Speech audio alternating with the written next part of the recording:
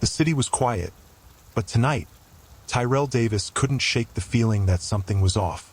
The streets were empty, save for the sound of his sneakers hitting the pavement as he walked home from his friend's house. His mind was on the game he'd played earlier, the fast break, the alley-oop that had everyone at the court cheering. But as the chill in the air started to creep in, he felt a sudden shift. A shadow loomed over him.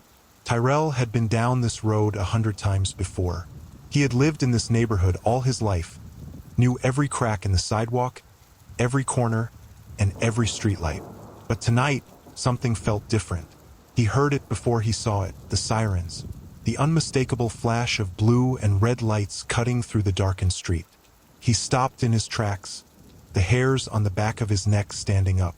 He glanced around. There was no reason for a police car to be on this side of town. Not at this hour. He hadn't done anything wrong. The car pulled up slowly beside him. The officer behind the wheel was young, maybe in his 20s. He looked like he was just starting out on the force, his eyes scanning Tyrell with a mixture of suspicion and authority. The officer's gaze lingered a little too long on Tyrell, and that familiar sting of profiling settled in his gut. He'd felt it before, the looks, the assumptions. The car door slammed shut, and the officer stepped out. "Hey!" The officer's voice was sharp. "Where do you think you're going?" Tyrell stood still for a moment, his hands in his hoodie pockets. He wasn't about to let this officer make him feel small. He knew his rights, and more importantly, he knew that no matter what the officer thought of him, he had power in this situation. "I'm walking home," Tyrell said, his voice calm but firm. The officer tilted his head, sizing Tyrell up. His eyes narrowed. "Walking home? At this time of night? In this neighborhood?" The words dripped with condescension, and Tyrell could feel the weight of each one. "Yeah, officer," Tyrell replied. "I live here." The officer stepped closer, his hand resting on his belt. Tyrell noticed how the officer's fingers twitched, as if he was looking for an excuse to escalate things. Tyrell had been stopped before. He knew how this went. But tonight was going to be different. "What's your name?" the officer asked. "Tyrell Davis," Tyrell answered, still standing tall. The officer leaned in, his eyes scanning Tyrell's clothes, his posture. It was clear he didn't believe Tyrell belonged here, on this street, at this hour. He was profiling him, trying to make him feel guilty for just existing in his own neighborhood. "Tyrell Davis, huh?" The officer's voice softened slightly, as though he was checking to see if Tyrell's name matched up with something he'd heard before. Tyrell didn't flinch. He didn't move. He stood his ground. The officer stepped back and spoke into his radio, his eyes still on Tyrell. The silence between them stretched out, thick with tension. Tyrell knew he wasn't going to be let go so easily. He could feel the officer's suspicion building, could almost see it in his eyes, the way he was trying to find some reason to make things difficult. But Tyrell didn't give him that reason. A car pulled up from the opposite direction, and Tyrell's heart skipped. His stomach tightened. He recognized the car immediately. It was his father's. His dad, Mayor Robert Davis, was coming down the street. The car stopped beside them and the window rolled down.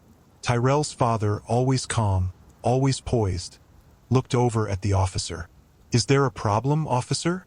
Mayor Davis asked, his voice smooth but commanding, the kind of voice that could bring a room to attention. The officer straightened up, his posture shifting from hostile to uncertain. I was just asking your son a few questions," the officer said, his voice now faltering. He clearly didn't expect Tyrell's father to be involved. Tyrell's father looked at the officer, then turned his gaze back to his son. There was no anger in his eyes, only a deep, knowing sadness. "Is my son breaking any laws?" Mayor Davis asked, his words measured but full of authority. The officer stammered, his face flushing.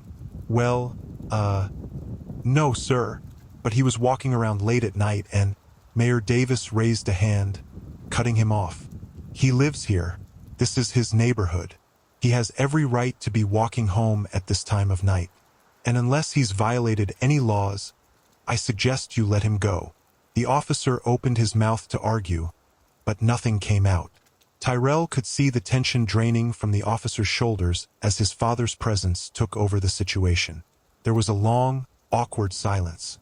The officer fidgeted with his belt, his eyes darting between Tyrell and his father. "You're dismissed, officer," Mayor Davis said, his voice firm, his gaze never leaving the young cop. It wasn't a request. It was a command.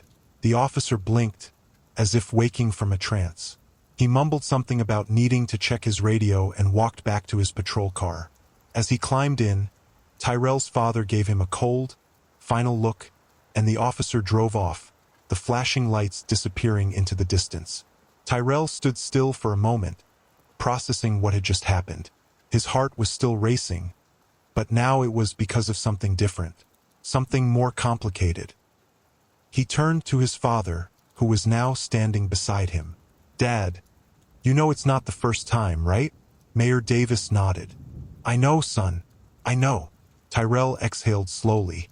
"Sometimes, I wonder if things will ever change."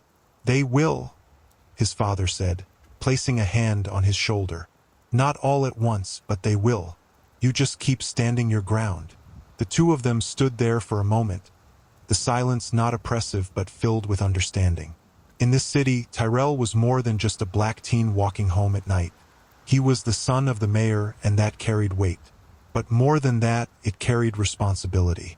He knew his life mattered, and tonight, despite the officer's attempts to undermine him, he had shown that power was something that couldn't be taken from him so easily.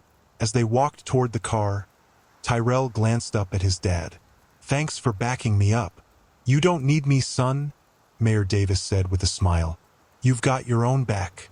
You've always had it." Tyrell's shoulders relaxed. He had power not just because of who his father was, but because he was resilient, empowered.